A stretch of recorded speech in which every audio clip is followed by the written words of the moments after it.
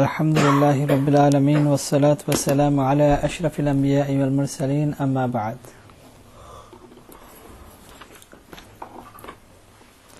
গত সপ্তাহে আমরা আলোচনা করেছিলাম বাথরুমে যাওয়ার সময় যে দোয়া পড়তে হয় এ ব্যাপারে বিভিন্ন মাসাইল যা আছে এগুলো আলোচনা করেছিলাম। এই সপ্তাহে আমাদের আলোচনা হলো দুইটা বিষয়। একটা হলো যে বাথরুম থেকে বের হওয়ার সময় কি দোয়া পড়বে এবং কখন পড়বে, আর আরেকটা হলো যে বাথরুমে বসার সময় কিবলার দিকে মুখ করা, কিবলার দিকে পিঠ করা, এটা কোন মাযহাবে কি, এই ব্যাপারে বিস্তারিত হাদিস যা আছে এর উপর আলোচনা হবে ইনশাআল্লাহ। باب ما يقول إذا خرج من الخلاء. قال حدثنا محمد بن حميد بن إسماعيل قال حدثنا مالك بن إسماعيل عن إسرائيل عن يوسف بن بردة عن أبيه عن عائشة رضي الله تعالى عنها وعنهم قالت كان النبي صلى الله عليه وسلم إذا خرج من الخلاء قال غفرانك. قال أبو عيسى هذا حديث حسن غريب لا نعرفه إلا من حديث إسرائيل عن يوسف بن أبي بردة وأبو بردة ابن أبي موسى اسمه عامر بن عبد الله بن قيس الأشعري ولا يعرف في هذا الباب إلا حديث عائشة.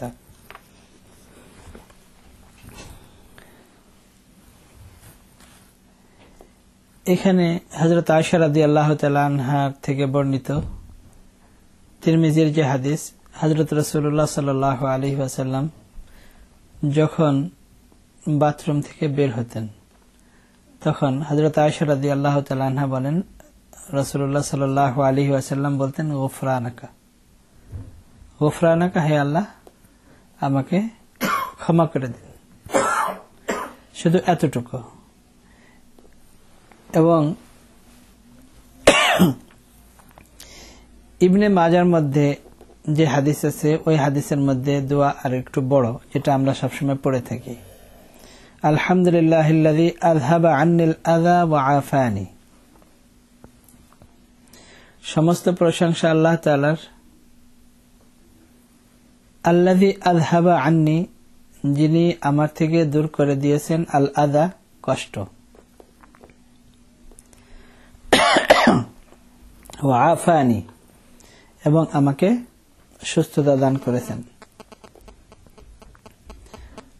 এই দোয়া ইবনে মাজাহ শরীফের মধ্যে আছে এবং হযরত আনাস ইবনে মালিক রাদিয়াল্লাহু তাআলা আনহু থেকে বর্ণিত।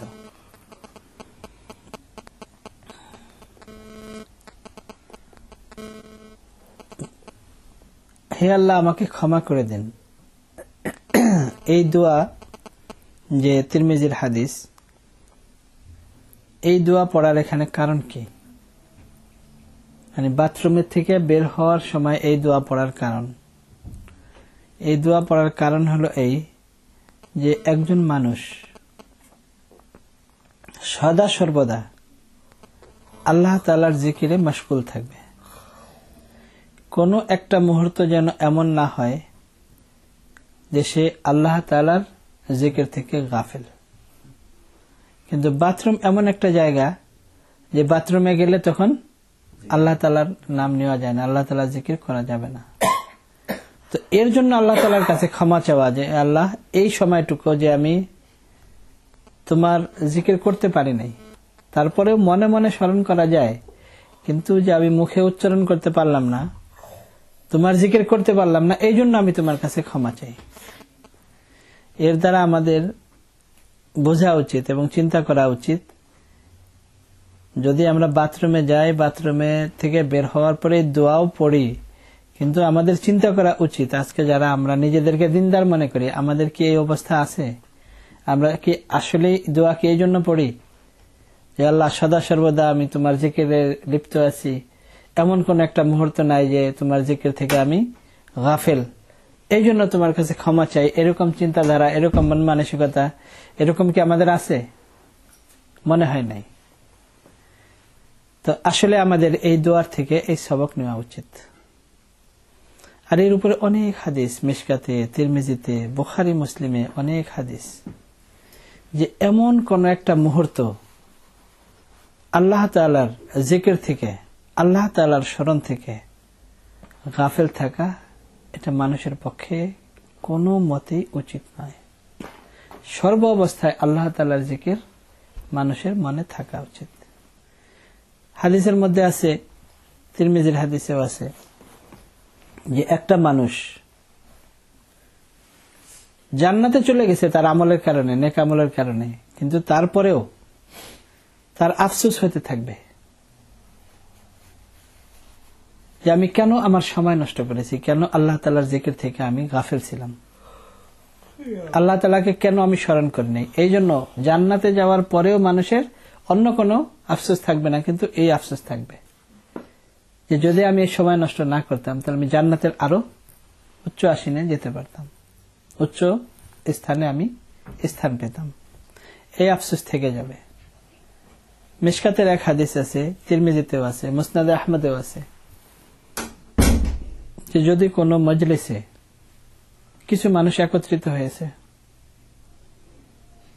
সেই জায়গায় আল্লাহ তাআলার নাম নেওয়া হয়নি, কোনো এক জায়গায় কিছু মানুষ একত্রিত হয়েছে কিন্তু পুরা মজলিস শুরু থেকে শেষ হয়ে গেছে, আল্লাহ তাআলার নাম নেওয়া হয় নাই, রাসূলুল্লাহ সাল্লাল্লাহু আলাইহি ওয়াসাল্লামের উপর দুরূদ পাঠ করা হয় নাই, তাহলে তাদের এই বসা, তাদের এই একত্রিত হওয়া, এই মজলিস তাদের জন্য কিয়ামতের দিন আক্ষেপের কারণ হবে, আফসোসের কারণ হবে।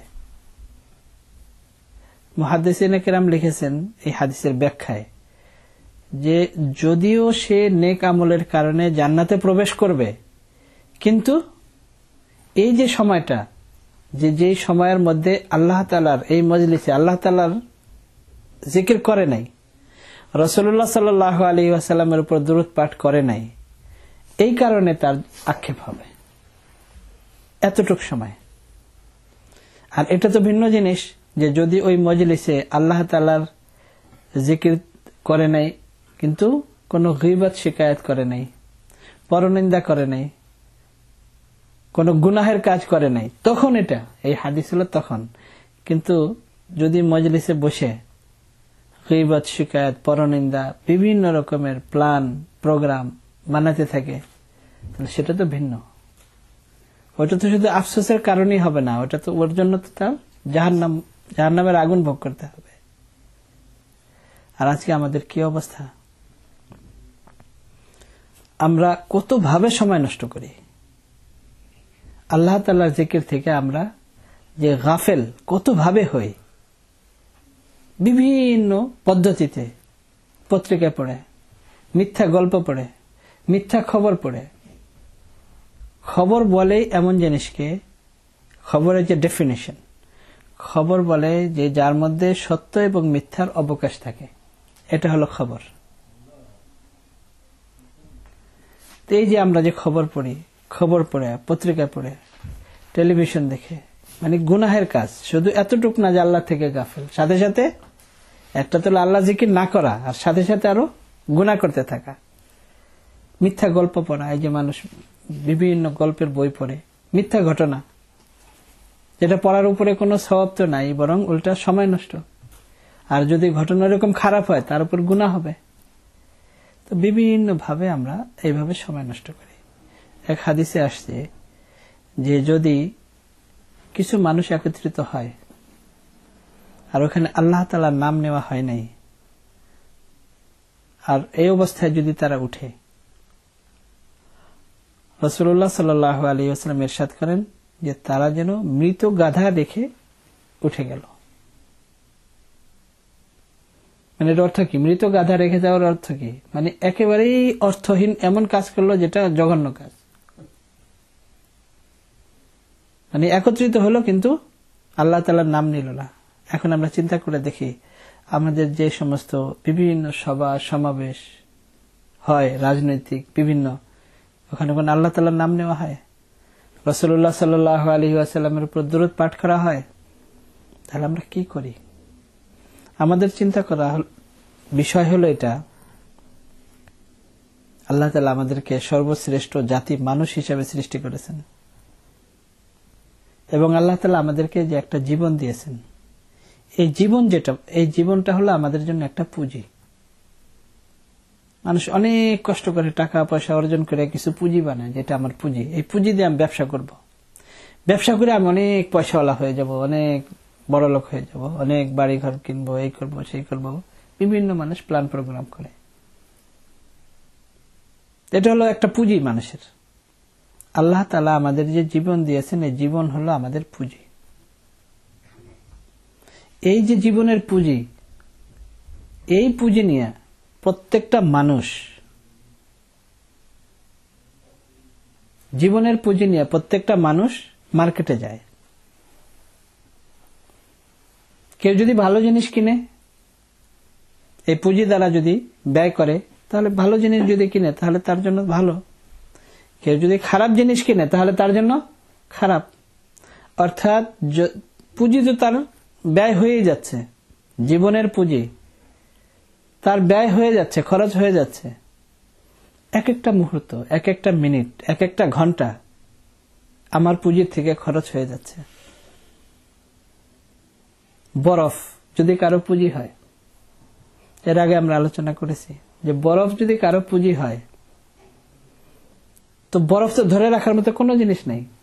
হয়তো ফ্রিজে ঢুকে রাখলাম, সেটা ভিন্ন জিনিস, কিন্তু কারো যদি পুঁজি বরফ হয়, আর বরফ যদি খোলা জায়গায় হয়, তো বরফ তো গলতেই থাকবে, গলা ছাড়া তো আর তার কোনো কাজ নাই।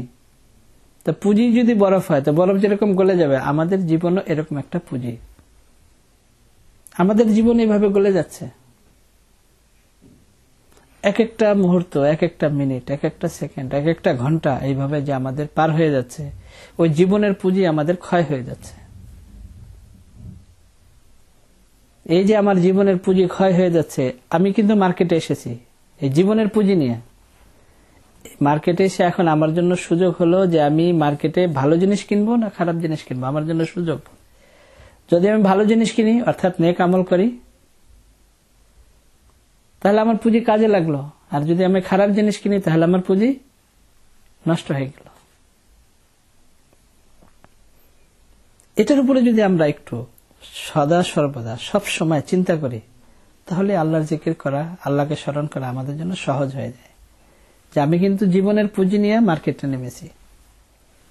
ভালো জিনিস কেনারও আমার সুযোগ আছে, খারাপ জিনিস কেনারও আমার সুযোগ আছে। কিন্তু আমি কিনি আর না কিনি, যেমন মনে করেন ভালো আমলও করলাম না, গুনাও করলাম না, কিন্তু তারপরেও পুঁজি কিন্তু আমার খরচ হয়ে যাবে, পুঁজি থাকবে না। এক একটা মুহূর্ত আমার জীবনের থেকে শেষ হয়ে যাচ্ছে। তো এই যে এখানে যে আমি দোয়া করব গুফরানাকা, এই জন্য করব যে আমি এইটুক সময় যে আমি তোমার জিকির থেকে গাফেল ছিলাম, তাও ইচ্ছাকৃত না, এটা তো মানুষের একটা প্রয়োজন। তো এই জন্য আমি তোমার কাছে ক্ষমা চাচ্ছি। এটা হলো এই বাথরুম থেকে বের হওয়ার যে দোয়া, এই দোয়ার এটা হলো বাস্তবতা, এবং এটা হলো আমাদের জন্য শিক্ষা। এরপরে যেটা গত সপ্তাহে বলেছিলাম, যে এই মসলাটা হলো সবচেয়ে জটিল মসলা। তার কারণ আমাদের চারো মাযহাবের ইমামদের মধ্যে এই মসলাটা নিয়ে হাদিসের আলোকেই অনেক মতবিরোধ। দুই রকমের হাদিস আছে।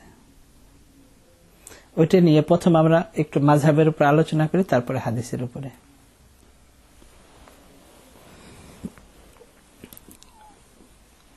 ইমাম আবু হানিফা রাহমাতুল্লাহ আলাইহি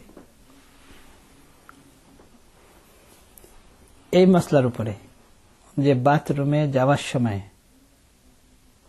বাথরুমে যখন বসবে, কিবলার দিকে মুখ করা, কিবলার দিকে পিঠ করা, এই ব্যাপারে ইমাম আবু হানিফা রাহমাতুল্লাহ আলাইহি 4টা মতামত। এই জন্য আপনারা আবার কনফিউজ হবেন না, এরকম অনেক অনেক বিষয়ই আছে। কিন্তু তার মধ্যে একটা হলো যেটাকে বলে মুফতাবিহি, যার উপরে ফতোয়া, মানে মাযহাবের ফতোয়া যার উপরে। ইমাম আবু হানিফা রাহমাতুল্লাহ আলাইহির 4টা মতামত। তার মধ্যে একটা হলো ইস্তেকবাল ইস্তেদবার মুতলাকান মাকরুহ তানজিহি। ইস্তেকবাল মানে কিবলাকে সামনে করা, ইস্তেদবার মানে হলো কিবলাকে পিছনে করা, অর্থাৎ কিবলার দিকে মুখ করা, কিবলার দিকে পিঠ করা, দুটাই মাকরুহ তানজিহি। এবং এটা মুতলাকান, মুতলাকান শব্দ ব্যবহার করা ফিকহ ইসতিলাহে, অর্থাৎ এটা যদি বানানো কোনো বাথরুম হয়, এরকম মানে কোনো ঘর বাথরুম, এখানেও, এবং যদি খোলা জায়গায় হয় তাহলেও। এটা হলো প্রথম মত। দ্বিতীয় মত হলো ইমাম আবু হানিফা রাহমাতুল্লাহ আলাইহির মুতলাকান মাকরুহ তাহরিমি। মুতলাকান মাকরুহ তাহরিমি মানে হলো মানে কিবলার দিকে মুখ করে বাথরুমে বসা, এটাও মাকরুহ তাহরিমি। কিবলার দিকে পিঠ করে বসা, এটাও মাকরুহ তাহরিমি। এবং মুতলাকান মানে হলো যে বানানো বাথরুমে, যেরকম বর্তমান যুগে বানানো বাথরুম, এখানেও, এবং খোলা কোনো জায়গায় যদি, তাহলেও। এবং এটার উপরেই ফতোয়া, মানে দ্বিতীয় যেটা মতামত, এটার উপরেই হানাফি মাযহাবের ফতোয়া, যে কিবলার দিকে মুখ করা যাবে না, পিঠও করা যাবে না, চাই বানানো বাথরুম হোক বা খোলা জায়গায় হোক, মাকরুহ তাহরিমি। এটাই হলো মাযহাবের ফতোয়া।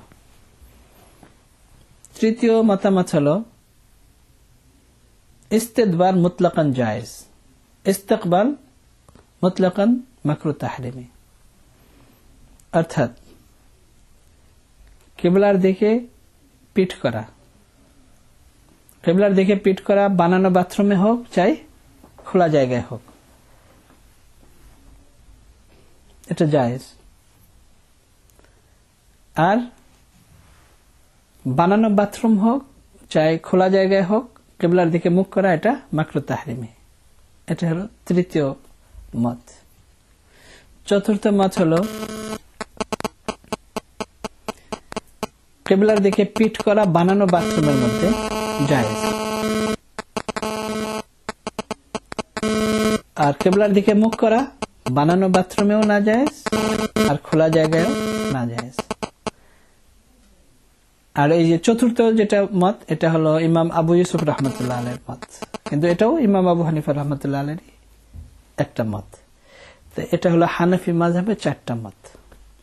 চারটার মধ্যে যেটার উপরে মাযহাবের ফতোয়া, এটা হলো যে কিবলার দিকে মুখ করা, কিবলার দিকে পিঠ করা বানানো বাথরুমে খোলা জায়গায়, সব জায়গায় মাকরুহ তাহরিমি, অর্থাৎ না জায়েজ।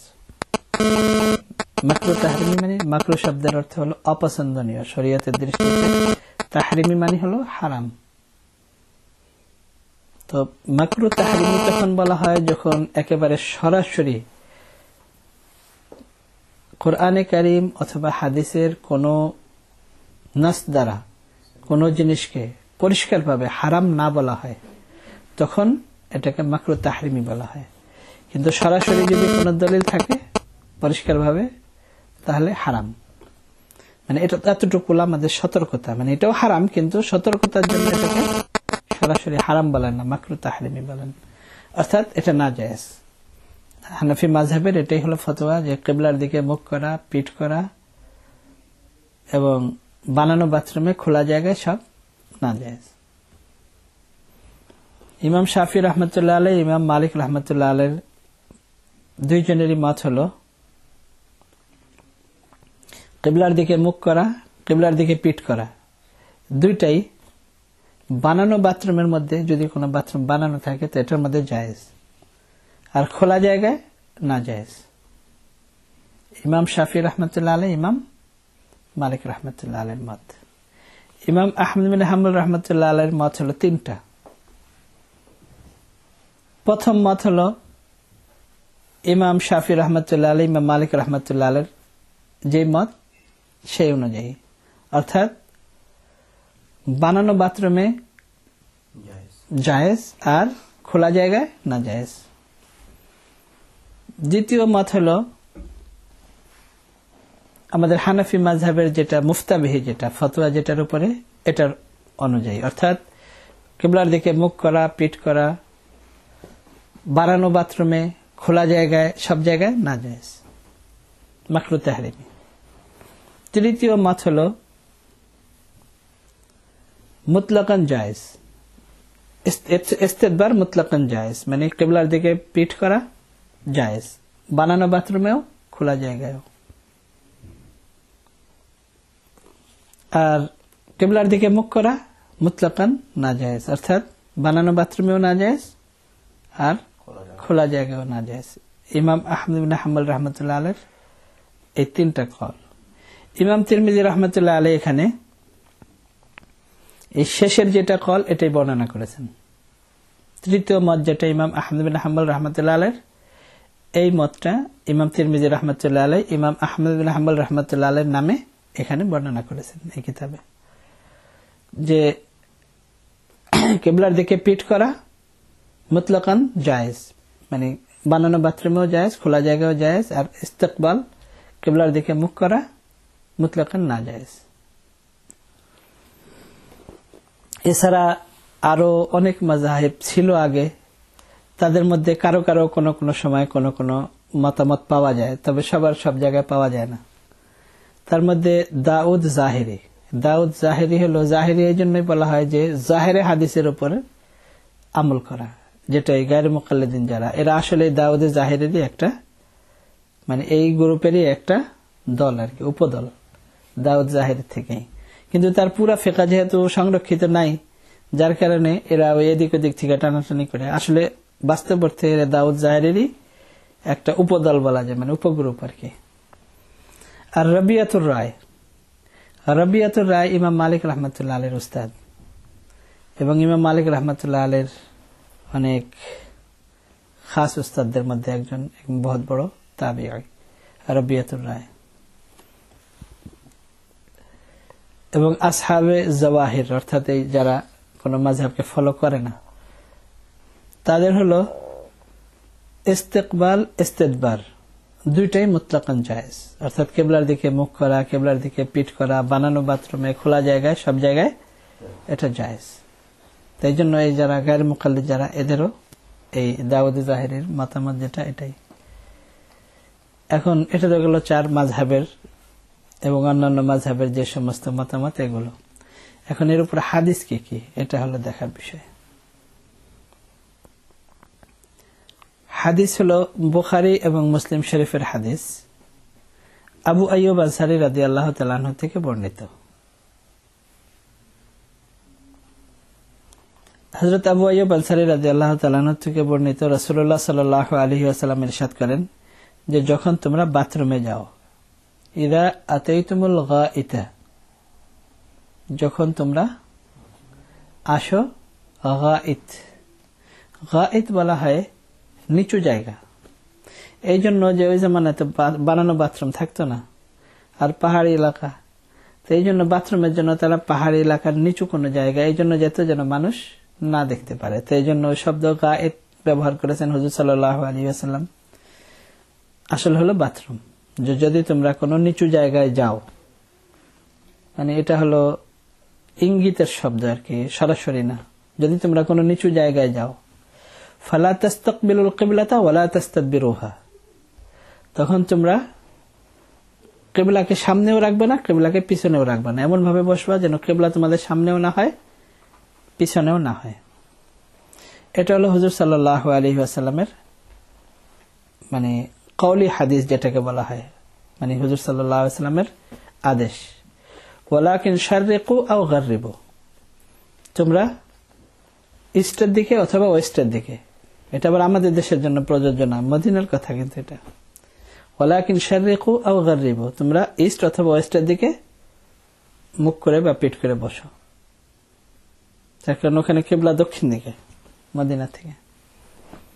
এই জন্য হুজুর সাল্লাল্লাহু আলাইহি ওয়াসাল্লাম বলেছেন যে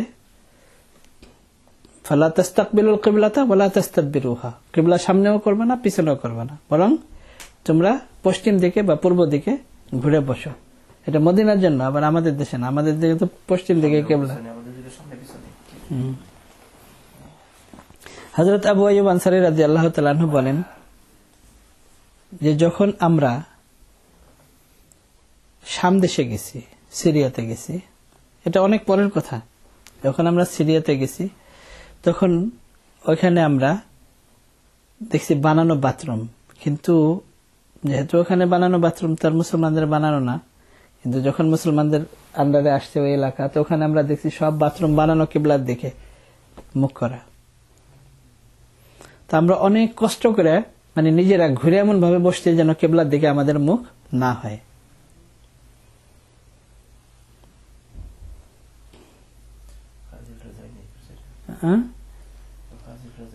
তো হযরত আবু আইয়ুব আনসারী রাদিয়াল্লাহু তাআলা আনহু বলেন যে আমরা এরকম কষ্ট করে বাথরুম করতাম, তারপরেও আমরা আবার ইস্তেগফার করতাম।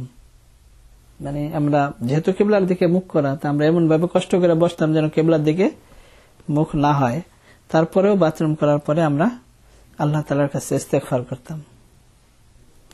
এটা হলো একটা হাদিস, বুখারী মুসলিমের হাদিস।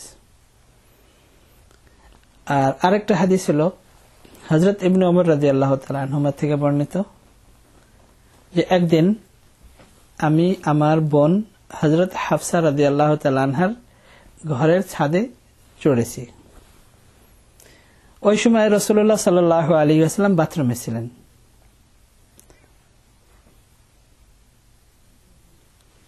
হযরত ইবনে ওমর রাদিয়াল্লাহু তাআলা আনহু বলেন যে আমি তো জানতাম না যে হুজুর সাল্লাল্লাহু আলাইহি ওয়াসাল্লাম বাথরুমে।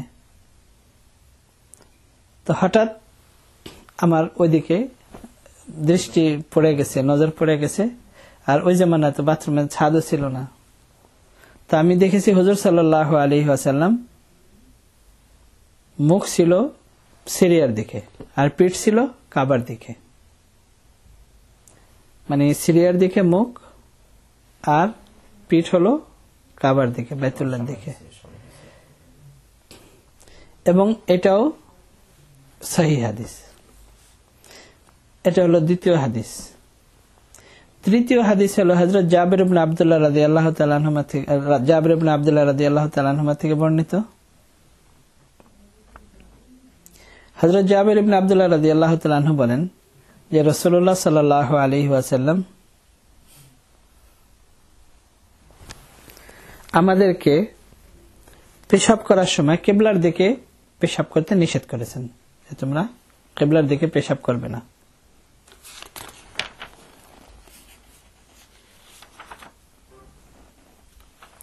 তারপর আমি হুজুর সাল্লাল্লাহু আলাইহি ওয়াসাল্লামের ইন্তেকালের 1 বছর পূর্বে আমি রাসূলুল্লাহ সাল্লাল্লাহু আলাইহি ওয়াসাল্লামকে কিবলার দিকে পেশাব করতে দেখেছি, ইন্তেকালের 1 বছর পূর্বে।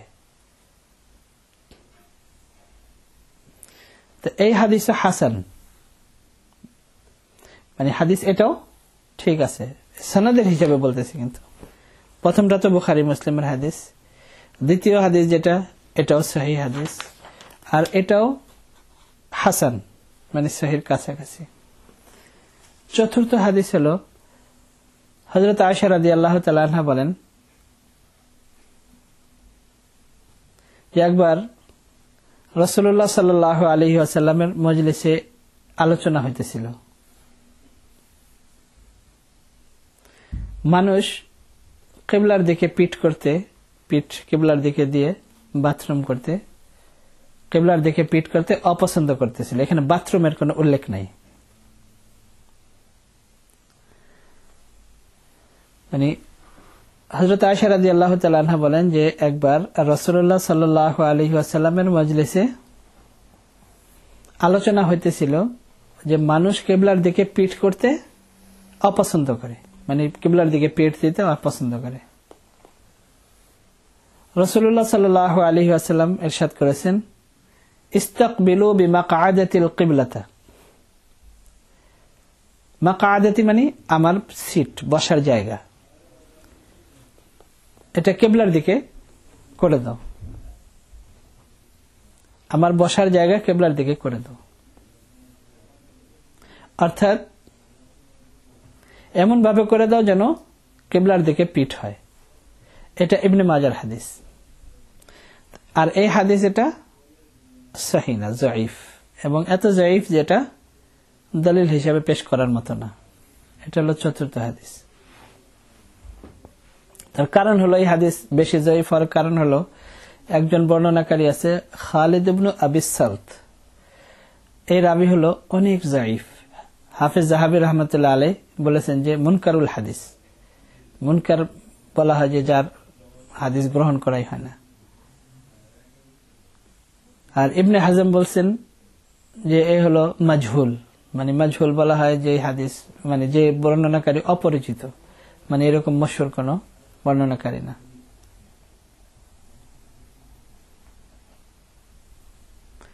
আরো এর মধ্যে আরো একটা খারাপই হলো যে খালেদের উস্তাদ আররাক ইবনে মালিক, সে হযরত আয়েশা রাদিয়াল্লাহু তাআলা আনহা থেকে কোনো মাধ্যম ছাড়া সরাসরি বর্ণনা করেছেন নাকি কোনো মাধ্যম নিয়ে বর্ণনা করেছেন, এটার কোনো উল্লেখ নেই। এটার মধ্যে মতবিরোধ আছে। ইমাম বুখারী রাহমাতুল্লাহ আলাইহি বলেছেন যে এই হাদিস মুত্তারাব, যে সে কি ওয়াস্তা মানে মাঝখানে আরো একজন বর্ণনাকারী আছে নাকি বর্ণনাকারী ছাড়া, তো এই জন্য এটাকে বলে মুত্তারাব, মানে এটা ক্লিয়ার না, বোঝা যায় না।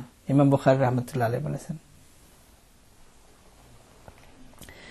আরো এই হাদিসের মধ্যে আরো যে সমস্যা হলো যে এখানে যে উদ্দেশ্য, এটা হলো বাথরুমের সাথে, কিন্তু এই হাদিসের সাথে বাথরুমের সাথে কোনো কানেকশন নাই, উল্লেখ নাই।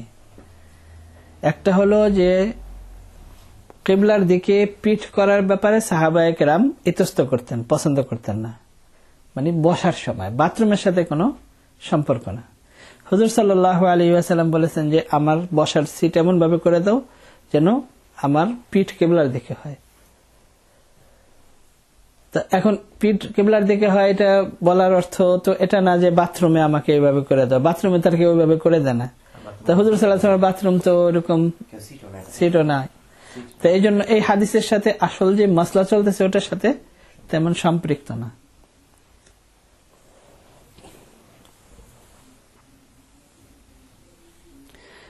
এখন এই যে দলিল, যে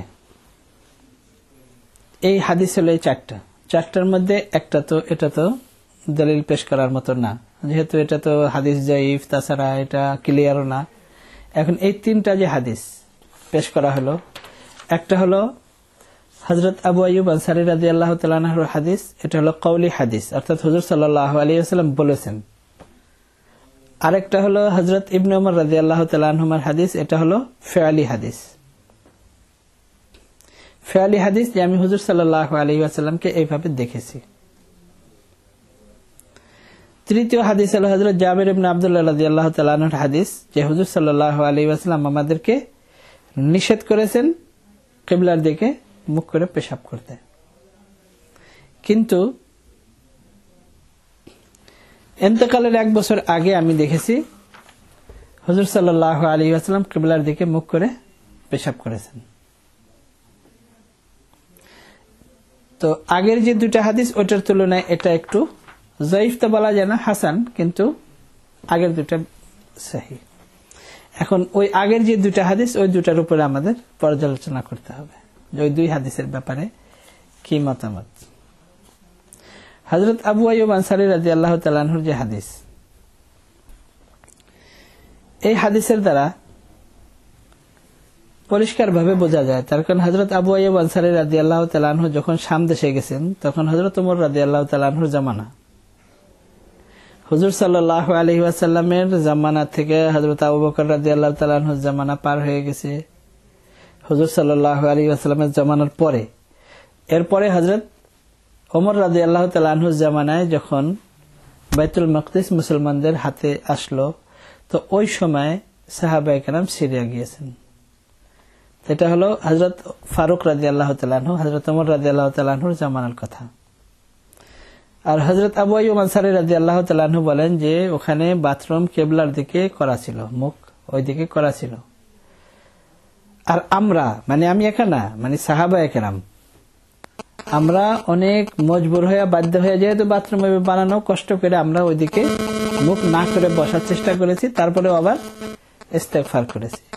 এর দ্বারা বোঝা যাচ্ছে যে সাহাবায়ে কেরামের আমল হুজুর সাল্লাল্লাহু আলাইহি ওয়াসাল্লামের ওই যে হাদিস, যে আগের হাদিস, যে লা তাস্তাকবিলুল কিবলাতা ওয়া লা তাস্তাদবিরুহা, যে তোমরা কিবলার দিকে মুখও করবে না, পিঠও করবে না, এর উপরে আমল এই পর্যন্ত চলে আসতেছে।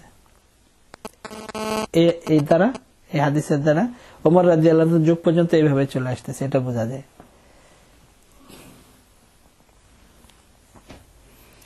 যদি হযরত ওমর রাদিয়াল্লাহু তাআলা, হযরত ইবনে ওমর রাদিয়াল্লাহু তাআলা আনহুমার যে হাদিস, ওই হাদিস যদি ওটার উপর যদি আমল হতো, তো হযরত আবু আইয়ুব আনসারী রাদিয়াল্লাহু তাআলা আনহু এটা বলতেন না। বরং এটা বোঝা যায় যে হুজুর সাল্লাল্লাহু আলাইহি ওয়াসাল্লামের যে আদেশ ওটার উপরেই সাহাবায়ে কেরামের আমল চলে আসতেছে। যদি এই কথা বলা হয় যে হুজুর সাল্লাল্লাহু আলাইহি ওয়াসাল্লামের যে হাদিস, এটা তো কওলি হাদিস, কওলি হাদিসের উপরে মানে যে হাদিস হুজুর সাল্লাল্লাহু আলাইহি ওয়াসাল্লাম বলেছেন তার উপরে ফিআলি হাদিস যেটা, এটার উপর আমল করা দরকার। তাহলে ওটা মানসুখ বোঝা যাবে, রহিত হয়ে গেছে। কিন্তু এরকম কোন আলামত বোঝা যাচ্ছে না, বরং বোঝা যাচ্ছে যে সাহাবায়ে কেরামের আমল এইভাবে চলে আসতেছে। দ্বিতীয় কথা হলো যে হুজুর সাল্লাল্লাহু আলাইহি ওয়াসাল্লামকে যে হযরত ইবনে ওমর রাদিয়াল্লাহু তাআলা আনহুমা এইভাবে দেখেছেন, এখন এই দেখা নিয়েও তো অনেক প্রশ্ন। দেখা নিয়ে প্রশ্ন হলো, একে তো হযরত ইবনে ওমর রাদিয়াল্লাহু তাআলা আনহুমা দেখার জন্যই ওখানে দাঁড়ান নাই, হঠাৎ দৃষ্টি পড়ছে। আর হঠাৎ দৃষ্টি পড়লে মানুষ অনেক সময় ঠিক করতে পারে না যে কোন দিকে কি বসা আছে। মানুষ যদি ইচ্ছা করে দেখে তখন বোঝা যায়, কিন্তু হঠাৎ নজর পড়লে এটা বোঝা যায় না। দ্বিতীয় নম্বর কথা হলো যে যদি এরকম কোনো কিছু হইতো তো হুজুর সাল্লাল্লাহু আলাইহি ওয়াসাল্লাম সাহাবায়ে কেরামকে বলতেন। মানে হুজুর সাল্লাল্লাহু আলাইহি ওয়াসাল্লাম একা গোপনে এমন ভাবে আমল করতেছেন যে যেটা কেউ জানে না। এটা তো ঘটনাচক্রে যদি দেখেও থাকেন তো হযরত ইবনে ওমর দেখেছেন, তারপরে বর্ণনা করতেছেন। তো এটা তো আসলে ওইরকম কোন হাদিস বা এরকম কিছু না যে যেটা হুজুর সাল্লাল্লাহু আলাইহি ওয়াসাল্লাম দেখাইছেন। তো হুজুর নিজে আমল করেও দেখান নাই। আমল করে দেখানো কোনটা, যে হুজুর দেখাইতেন যে এরকম এরকম করছেন মানুষের সামনে যদি হইতো। আর এটা তো মানুষের সামনে দেখানোর জিনিস না, মুখে বলার জিনিস। তো হুজুর মুখে এরকম কিছু বলেন নাই। এবং বুখারী মুসলিমের হাদিস, এবং এটা হযরত ওমর রাদিয়াল্লাহু তাআলা জামানা থেকে এই পর্যন্ত চলে আসতেছে। মানে হুজুরের জামানা থেকে হযরত ওমর রাদিয়াল্লাহু তাআলা জামানা পর্যন্ত সাহাবাদের আমল চলে আসতেছে, এটাই বোঝা যায়। ইমাম আবু হানিফা রাহমাতুল্লাহ আলাইহি যে ইজতিহাদ করেছেন ওই হাদিসের উপর, হযরত আবু আইয়ুব আনসারী রাদিয়াল্লাহু তাআলা আনহুর হাদিসের উপরে, যে যেহেতু এটা হুজুর সাল্লাল্লাহু আলাইহি ওয়াসাল্লামের আদেশ, ওয়ালাকিন শারিকু আও গাররিবু, পরিষ্কার হাদিস। আর মনসুখ হওয়ার মতো কোনো এরকম দ্বিতীয় কোনো কথা হুজুর সাল্লাল্লাহু আলাইহি ওয়াসাল্লামের পক্ষ থেকে পাওয়া যায় নাই, বা হুজুর সাল্লাল্লাহু আলাইহি ওয়াসাল্লামের এমন কোনো আমল পাওয়া যায় নাই। হযরত ইবনে ওমর রাদিয়াল্লাহু তাআলা আনহুমার যে হাদিস, যে আমি হঠাৎ আমার নজর পড়ে গেছে আর আমি দেখেছি, একে তো উদ্দেশ্য করে তাকান নাই, যার কারণে হঠাৎ করে বোঝাটাও কঠিন, হয়তো ঠিক মতো বুঝতেও পারে না, এটাও হইতে পারে। আর যেহেতু পরিষ্কার হাদিস, কওলি হাদিস আছে, যদি এরকম কিছু হয়ও তাহলে এর অন্য ব্যাখ্যাও আমরা করতে পারি। অন্য ব্যাখ্যা হলো যে হুজুর সাল্লাল্লাহু আলাইহি ওয়াসাল্লাম তো কাবার থেকেও অনেক বেশি সম্মানের পাত্র। তো হুজুর সাল্লাল্লাহু আলাইহি ওয়াসাল্লামের জন্য কাবা আর কাবার দিকে মুখ করা, পিঠ করা, সবকিছু করা হুজুর সাল্লাল্লাহু আলাইহি ওয়াসাল্লামের জন্য তো ভিন্ন জিনিস। হুজুর তো আর অন্যান্য সাহাবাদের মতো বা অর্ডিনারি মানুষের মতো না। হুজুর সাল্লাল্লাহু আলাইহি ওয়াসাল্লামের সম্মান তো বাইতুল্লাহ থেকে অনেক বেশি আল্লাহ তাআলার কাছে। যদি এরকম হয়েও থাকে তো হুজুর সাল্লাল্লাহু আলাইহি ওয়াসাল্লামের ব্যক্তিগত আমল, আর এটা তো এরকম আমল যেটা মানুষ গোপনেই করে, তো গোপনে ব্যক্তিগত আমল করা এটা হয়তো হুজুরের জন্য পারমিসিবল, বা হুজুরের জন্য এটার কোনো অন্য কোনো বাধা নিষেধ ছিল না, এরকমও হতে পারে। তো এই ব্যাখ্যাও আমরা করতে পারি, যেহেতু হুজুর সাল্লাল্লাহু আলাইহি ওয়াসাল্লাম সাহাবাদেরকে অন্য কোনো কিছু বলেন নাই যে এইভাবে করো বা এইভাবে করো। তা আমরা এর অনেকগুলো ব্যাখ্যা করতে পারি। আর হযরত জাবের রাদিয়াল্লাহু তাআলা আনহুর যে হাদিস, এটার জবাব দেওয়া তো এমনিও জরুরি না। হযরত জাবের রাদিয়াল্লাহু তাআলা আনহুর যে আমল, যদি ওই ব্যাখ্যা যদি আমরা করি তো হযরত জাবের রাদিয়াল্লাহু তাআলা আনহুর হাদিসের আর জবাব দেওয়ার প্রয়োজন পড়ে না। যে হুজুর সাল্লাল্লাহু আলাইহি ওয়াসাল্লাম আমাদেরকে নিষেধ করেছেন ওটার উপরেই বহাল আছে। হুজুরকে আমি ইন্তেকালের 1 বছর আগে দেখেছি, তো হুজুরের এটা খুসুসিয়াত, হুজুরের বৈশিষ্ট্য। হুজুরের জন্য কিবলার দিকে বসা না বসা এটা ভিন্ন জিনিস। আরো একটা জিনিস যেটা ইমাম আবু হানিফা রাহমাতুল্লাহ আলাইহি, বিশেষ করে আমাদের হানাফি মাশায়েখ যারা আইম্মা ইমাম যারা, ওনারা আরো একটা জিনিস সবসময় খেয়াল রাখেন, সতর্কতার দিকটাকে বেশি অগ্রাধিকার দেন। যখন একটা জিনিস হালাল এবং একটা জিনিস হারাম, একটা জিনিস মুবাহ আর একটা জিনিস মাকরুহ, যখন এরকম কোনো জিনিস সামনে চলে আসে, তো আহনাফ হানাফি ইমাম যারা, ইমাম আবু হানিফা রহমতুল্লাহ আলাইহি বিশেষ করে সব সময় প্রাধান্য দেন যে দিকটা নিষেধ ওইটাকে। মানে যখন একটা জিনিস হালাল, এটা হালাল, এটা হারাম, এটা মুবাহ, এটা মাকরুহ, তো সব সময় যে দিকটা নিষেধের দিক ওই দিকটাকে প্রাধান্য দেন। তার আরো একটা কারণ হলো যে মনে করেন কে যদি হালালও বোঝা যায় হারামও বোঝা যায়, এরকম কোন বিষয় যদি চলে আসে, তো যদি সে ওই হারাম মনে করে এটা থেকে বাঁচে তাহলে তার গুনাহ তো আর হবে না। কিন্তু যদি হালাল মনে করে ফেলে আর বাস্তবে যদি হারাম হয় তাহলে গুনাহ তো হয়ে গেল। তো এই জন্য ইমাম আবু হানিফা রহমতুল্লাহ আলাইহি সবসময় হারামের দিকটাকে প্রাধান্য দেন। এটা হলো আমাদের আহনাফদের দলিল। এক হিসেবে বলতে গেলে ইমাম মালিক, ইমাম শাফি, ইমাম আহমদ ইবনে হাম্বল, আইম্মা সালাসা, তিনজনের দলিল হলো হযরত ইবনে ওমর রাদিয়াল্লাহু তাআলা আনহুর হাদিস।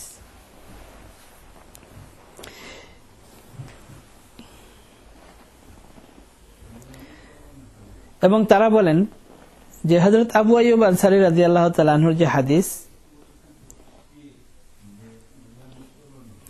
এইটার ব্যাপারে তারা বলেন যে যখন একটা ফেয়ালি হাদিস এবং কওলি হাদিস দুইটা যখন একত্রিত হয়, তখন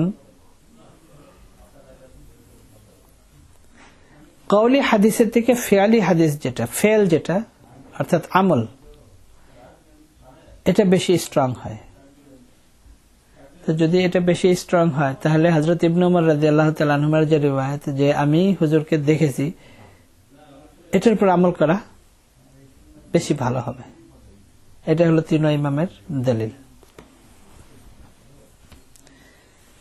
ওনারা বলেন যে কওলি হাদিস যেটা মানে হুজুর সাল্লাল্লাহু আলাইহি ওয়াসাল্লাম বলেছেন, এটা রহিত হওয়ার সম্ভাবনা থাকে, কিন্তু ফেল যেটা এটা তার রহিত হয় না। মানে হুজুর সাল্লাল্লাহু আলাইহি ওয়াসাল্লাম এটা করেছেন, তো একটা জিনিস করেছেন এটা তার মনসুখ হতে পারে না, রহিত হতে পারে না, কিন্তু বলেছেন ওটা তো পরে মনসুখ হতে পারে। এটা ওনাদের দলিল।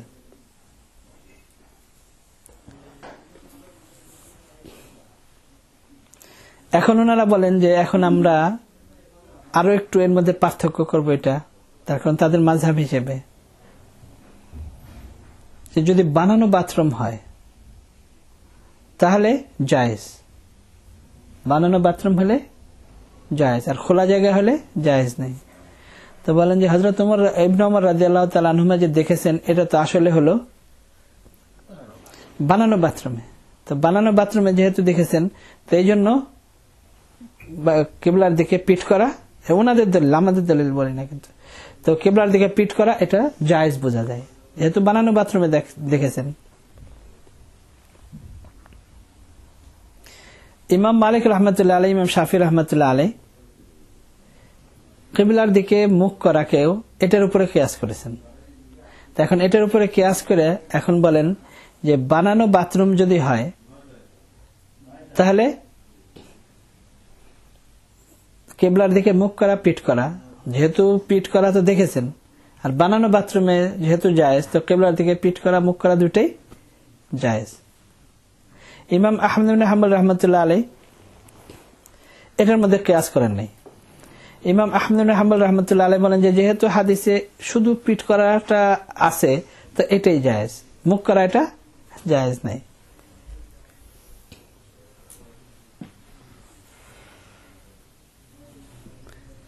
আর বলেন যে যেহেতু হযরত আবু আইয়ুব আনসারী রাদিয়াল্লাহু তাআলার হাদিস, এটা সহিহ বুখারী মুসলিমের হাদিস, তো এই হিসাবে ওই কিবলার দিকে মুখ করা এই হিসাবেও জায়েজ নাই।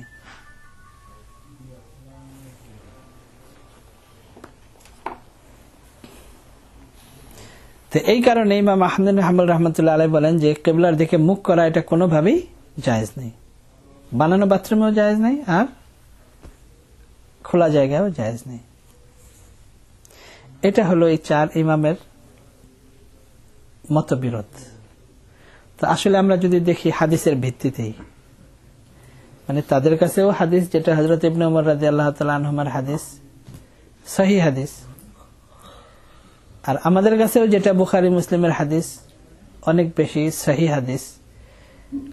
তো তাদের যে মাযহাব, মানে এটাও হাদিসের ভিত্তিতে, আমাদের যে মাযহাব এটাও হাদিসের ভিত্তিতে। কিন্তু আমরা প্রাধান্য যে দেই, প্রাধান্য দেওয়ার কতগুলো কারণগুলো যে আমরা বর্ণনা করলাম, যে এই কারণে আমরা প্রাধান্য দেই। একে তো হুজুর সাল্লাল্লাহু আলাইহি ওয়াসাল্লাম সরাসরি বলেছেন যে তোমরা পশ্চিম দিকে পূর্ব দিকে করতে পারো, কিন্তু কিবলা দিকে মুখও করবে না, পিঠও করবে না। এবং হুজুরের জামানা থেকে নিয়ে হযরত ওমর রাদিয়াল্লাহু তাআলা আনহুর জামানা পর্যন্ত সাহাবাদের আমল, এটা পরিষ্কার এই বুখারীর হাদিসে, মুসলিমের হাদিসে বোঝা যায়, এটা পরিষ্কার। হযরত ইবনে ওমর রাদিয়াল্লাহু তাআলা আনহুমা যেটা দেখেছেন, এটা তো আসলে দেখা না। দেখা তখন বলা যেত যদি দেখার উদ্দেশ্য হইতো বা খেয়াল করে দেখতেন। এটা তো হঠাৎ, তিনিও বলেন যে হঠাৎ আমার দৃষ্টি পড়ে গেছে, আমি জানতাম না। তো হঠাৎ দেখলে সঠিক জিনিসটা বোঝা সম্ভব নয়। আর তৃতীয়ত কথা, যদি এটা হয়েও থাকে, তো এর দ্বারা তো এই হাদিস মনসুখ হতে পারে না। তার কারণ হুজুর সাল্লাল্লাহু আলাইহি, এটা তো একটা এরকম আমল, সমষ্টিগত আমল। যদি এমন কিছু হতো তো হুজুর সাল্লাল্লাহু আলাইহি ওয়াসাল্লাম অবশ্যই সবাইকে বলতেন। আর হুজুর সাল্লাল্লাহু আলাইহি ওয়াসাল্লাম তো হযরত ইবনে ওমর কেউ দেখাতে চান নাই, কেউ তো বাথরুমে দেখাতে চান না। এটা তো হুজুর একান্তই ব্যক্তিগত আমল, যার কারণে এটাকে দলিল হিসেবে পেশ করা যায় না। যদি সঠিক হয়ও তারপরেও পেশ করার মতো নয়। চতুর্থ কথা হলো যে হুজুর সাল্লাল্লাহু আলাইহি ওয়াসাল্লামের এটা বৈশিষ্ট্য হতে পারে, যেহেতু হুজুর সাল্লাল্লাহু আলাইহি ওয়াসাল্লামের জন্য তার বাইতুল্লাহর ফজিলত হুজুর সাল্লাল্লাহু আলাইহি ওয়াসাল্লামের তুলনায় ওইরকম না। আল্লাহ তাআলার কাছে হুজুর সাল্লাল্লাহু আলাইহি ওয়াসাল্লামের ফজিলত আরো অনেক বেশি। তো এটা হলো এই পুরা যে চ্যাপ্টার, এই চ্যাপ্টারের বিস্তারিত জিনিস। তো আসলে এই হিসাবে আমরা যদি বাকি 3 মাযহাব, তারাও হাদিসের উপরে আমল করে আর আমরা হাদিসের উপরে আমল করি, কিন্তু আমাদের প্রাধান্য দেওয়ার যে কারণগুলো, এই কারণগুলো খণ্ডন করার মতো কিছু নেই। এটা হলো কেবলার দিকে মুখ করা বা পিঠ করা এবং বাথরুমে যাওয়া, মানে কি অবস্থায় বসবে, এটার বিস্তারিত চলে আসলো। এখন আমরা হাদিসটা পড়ে ফেলি শুধু। বাবুন ফিন নাহি আন ইস্তিকবালিল কিবলাতি বিগাইতিন আও বাউলিন। এই বাব হলো, এই চ্যাপ্টার হলো কিবলার দিকে পেশাব এবং পায়খানা করার ব্যাপারে, কিবলার দিকে মুখ করে বসার নিষেধাজ্ঞার ব্যাপারে। قال حدثنا سعيد بن عبد الرحمن المخزومي قال حدثنا سفيان بن عيينة عن الزهري عن عطاء بن يزيد الليثي عن أبي أيوب الأنصاري رضي الله تعالى عنه وعنهم قال قال رسول الله صلى الله عليه وسلم إذا أتيتم الغائط فلا تستقبلوا القبلة بغائط ولا بول ولا تستدبروها। হযরত আবু আইয়ুব আনসারী রাদিয়াল্লাহু তাআলা আনহু থেকে বর্ণিত, তিনি বলেন যে রাসূলুল্লাহ সাল্লাল্লাহু আলাইহি ওয়াসাল্লাম ইরশাদ করেছেন, যখন তোমরা যাও বাথরুমে, ফালা তাস্তাকবিলুল কিবলাতা বিগাইতিন ওয়ালা বাউলিন, তখন তোমরা পেশাব করার জন্য হোক বা পায়খানা করার জন্য হোক, তোমরা কিবলার দিকে কেউ মুখ করবে না। ওয়ালা তাস্তাদবিরুহা, কিবলার দিকে পিঠ করবে না। ওয়ালাকিন শাররিকু আও গাররিবু, কিন্তু তোমরা ইস্টের দিকে অথবা ওয়েস্টের দিকে, পূর্বের দিকে বা পশ্চিমের দিকে ঘুরে বসবে।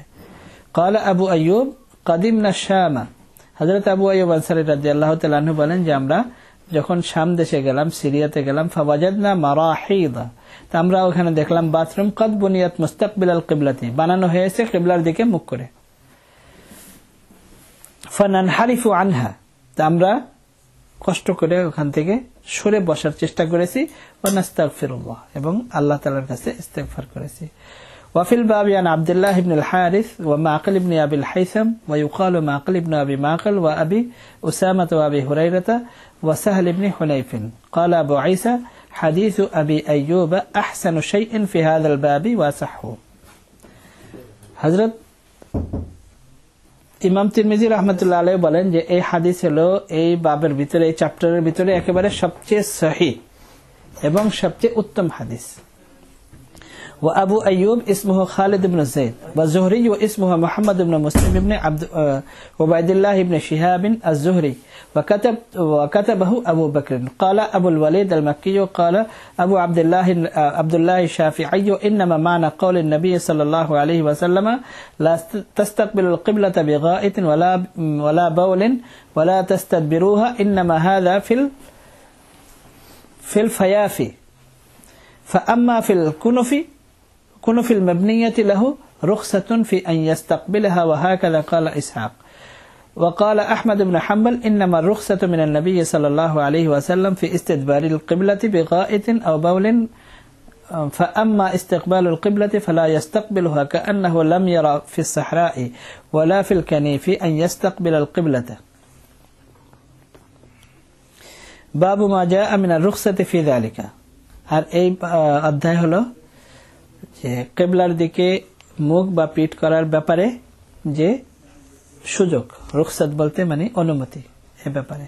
قال حدثنا محمد بن بشار ومحمد بن المثنى قال حدثنا وهب بن جرير قال حدثنا أبي عن محمد بن إسحاق عن أبان بن صالح عن مجاهد عن جابر بن عبد الله رضي الله تعالى عنه وعنهم قال نهى النبي صلى الله عليه وسلم أن نستقبل القبلة ببول فرأيته قبل أن يقبض بعام يستقبلها. হযরত জাবির ইবনে আব্দুল্লাহ রাদিয়াল্লাহু তাআলা আনহু বর্ণনা করেন যে রাসূলুল্লাহ সাল্লাল্লাহু আলাইহি ওয়াসাল্লাম নিষেধ করেছেন কিবলার দিকে মুখ করে পেশাব করতে। আমি দেখেছি হুজুর সাল্লাল্লাহু আলাইহি ওয়াসাল্লামকে ইন্তেকালের 1 বছর পূর্বে ইস্তাকবিলুহা কিবলার দিকে মুখ করে পেশাব করতে। قال أبو عيسى حديث جابر في هذا الباب حديث حسن غريب. ইমাম তিরমিজি রাহমাতুল্লাহ আলাইহি বলেন যে জাবির ইবনে আব্দুল্লাহর হাদিস এই অধ্যায়ের মধ্যে হাদিসুন হাসানুন গরীবুন, সহিহুন না কিন্তু হাসানুন। وقد روى هذا الحديث ابن لهيعة عن الزبير عن جابر عن أبي قتادة أنه رأى النبي صلى الله عليه وسلم يبول مستقبل القبلة. أخبرنا بذلك قتيبة قال أخبرنا ابن لهيعة. وحديث جابر عن النبي صلى الله عليه وسلم أصح من حديث ابن لهيعة وابن لهيعة ضعيف عند أهل الحديث ضعفه يحيى بن سعيد القطان وغيره. قال حدثنا هناد قال حدثنا عبدة عن عبيد الله بن عمر عن محمد بن يحيى بن حبان عن عمه واسع بن حبان عن ابن عمر رضي الله تعالى عنهما وعنهم قال رقيت يوما على بيت حفصة فرأيت النبي صلى الله عليه وسلم على حاجته مستقبل الشام مستدبر الكعبة. هذا حديث حسن صحيح. হযরত ইবনে ওমর রাদিয়াল্লাহু তাআলা আনহুমা থেকে বর্ণিত, তিনি বলেন যে আমি একদিন হাফসা রাদিয়াল্লাহু তাআলা আনহার ঘরের ছাদে চড়েছি। আমি দেখলাম রাসূলুল্লাহ সাল্লাল্লাহু আলাইহি ওয়াসাল্লামকে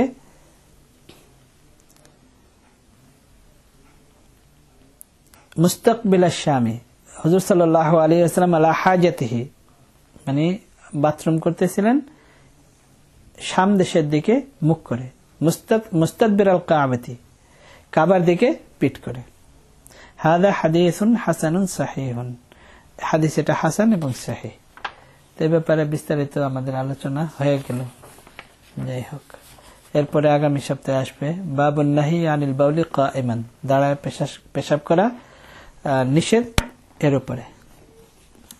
আল্লাহ তাআলা আমাদের সবাইকে হাদিস বোঝার তৌফিক দান করেন এবং আমল করার তৌফিক দান করেন। ওয়া আখিরু দাওয়ানা আলহামদুলিল্লাহি রাব্বিল আলামিন।